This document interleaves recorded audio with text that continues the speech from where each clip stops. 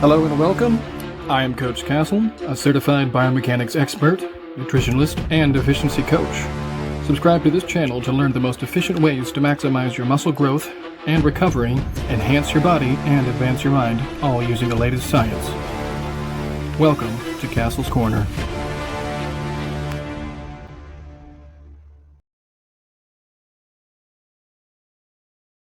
The cable gym walker. All we did was transform it into a little bit of a gym. You can add whatever weight you want here. Sherry will be starting with 1 pound dumbbells on each side, so she can use it as dumbbells as well as weight for the cable gym. Keep everything stored inside of here. That way you can take it with you. It's still foldable. Nothing has changed about the actual setup of it. In order to begin using it for you, first thing you're going to do is come over here. Take these little guys. Push them in, pull them out, okay? Then, very simple, you have right here the cable attachments. Hold on one second, Danny. You're gonna reach in here, you're gonna take out your handles, and hook up your handles, and just click right into place. Next thing, very simple, I'm sure you have a guess, but you're just going to sit down. Pick up your handles. You're going to recline your upper arm right here. You're going to lean back. You're not going anywhere, don't worry. And then very simple, you're just going to do a bicep curl. However, when you do it, I want you to do it with a hammered grip. This would be a hammered grip. When you train with a hammered grip, you activate your forearm about 30% as well as your bicep. So bicep receives a little bit less load, but you activate the forearm more. So anyways, and then while maintaining nice and stable, arm doesn't move, body doesn't move, only the secondary lever moves, your forearm, up, rapidly, then you go down, slow, okay? Then you do it every time, you're gonna go up, rapidly, you go down, slow. So it should be at 1 second up, 4 seconds down. The slower you can go down, the better, because the eccentric portion of the movement where you're actually lowering or you're elongating the muscle, you're 4 times stronger than the concentric where you're actually going up. So it's very important to take advantage of that. So that's one. Another one that you're going to do, I'll show you the old quads. Actually, let's keep going with upper body, I suppose. So now for your dumbbells, I'll show you how to do forearms real quick. Very simple. I already showed you, but it's very simple. You're going to sit the other way in the walker. Okay? And you can see I just changed the handles a little bit so you have a surface to actually put your wrists on. You're just going to put your wrists flat. The only objective here is you want your forearm parallel with the ground. Okay? And you might as well take advantage of this to try to sit up nice and tall. Now we've talked about this. Pretend somebody's attached a string to the center of your head and they're physically like lifting you up, you know, like a puppet, pulling you. You're going to keep yourself nice and straight here, nice straight back. Start here, very simple. Go down to the beginning. You go up quickly. And you guess what I'm going to say, but down slow. Down. 1, 2, 3, 4. Now this is your forearm flexor. Okay? You're going to go up. And again, range of motion is always better than no range of motion. So we haven't really gotten into this too much, but anytime that you're doing an exercise, more range of motion, provided it's in the correct resistance curve, is always better than less range of motion. Always. So like you see people doing like planks and stuff for their abs, 0. Just 0. Nothing. You're training that muscle in that one very specific movement, and the abdominals don't even take over until like you're almost done the movement and you're exhausted. So it's basically pointless. All right, so then for the extensors, same thing. You're going to rotate yourself like this. Start at the bottom. You already know what I'm going to say. Curl it up. Now you notice when you curl up, by the way, that your hands, they're going to go like and kind of rotate in a little bit. Perfectly fine. Let it happen. And then as you down, slow. So 2, 3, 4. I always count. Still to this day, you know, 15 years later, I count. Doesn't matter. Every exercise, every rep, I count. I highly recommend you count because you're dumb and you will fuck up. I mean, you're not dumb, but like everybody's dumb.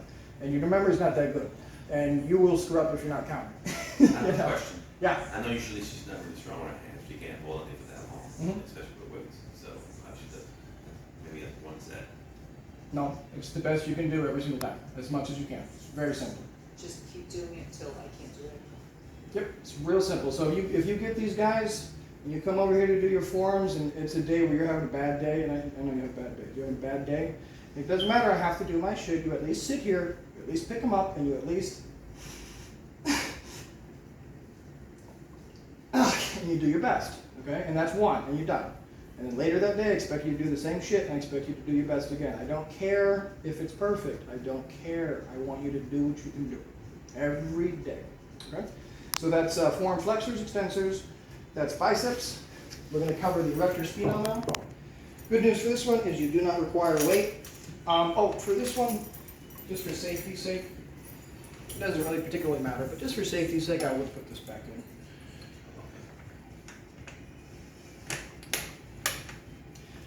And just always make sure it's locked in place, just to be safe. You don't want to try to rely on it and then it kicks out from you.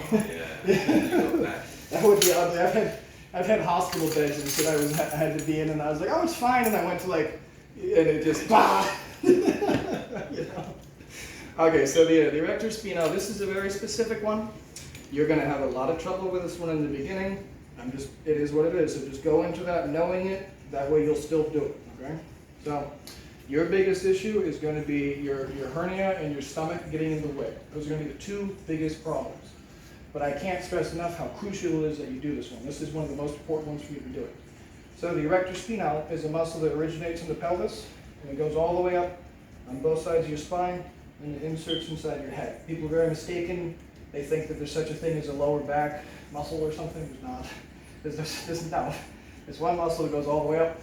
If your lower back is strained or in pain, it's because one particular area of that muscle has taken damage. But it's still just one muscle. And what you need to do to train the whole muscle is, again, we haven't gone into this too much, but the body's all about levers and the muscles moving those levers. Now your back is comprised of an awful lot of little levers. So the muscles, they have to move properly in accordance to move those little levers where they're supposed to go properly to exercise them properly.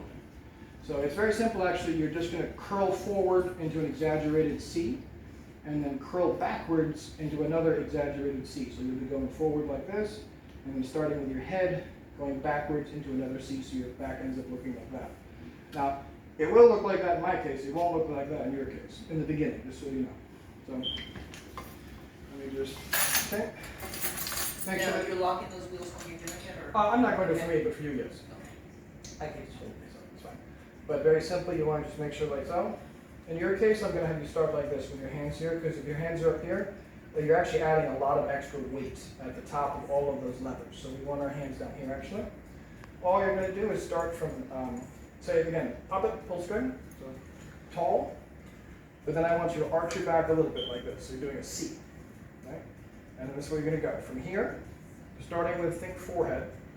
Forehead down, down, big shoulders there, down, down, down, down, down. So you're in a full curled position. And this is where it gets tricky. Starting again from the back of the head, you're going to go up, up, up, up, until you're in your beginning position again. It's actually a lot trickier than it looks. I'll walk you through it, but again, just bear in mind, you won't be very good at this in the beginning. Like, you just won't be. It is what it is. Okay. And then I'm actually not going to go over quads just yet. So what I'm going to go over now is the psoas raise. So all I want you to do is those ankle weights I gave you. I gave you 2-pound and 3-pound ankle weights. Whichever one you're more comfortable with that day. Just put it on your ankle.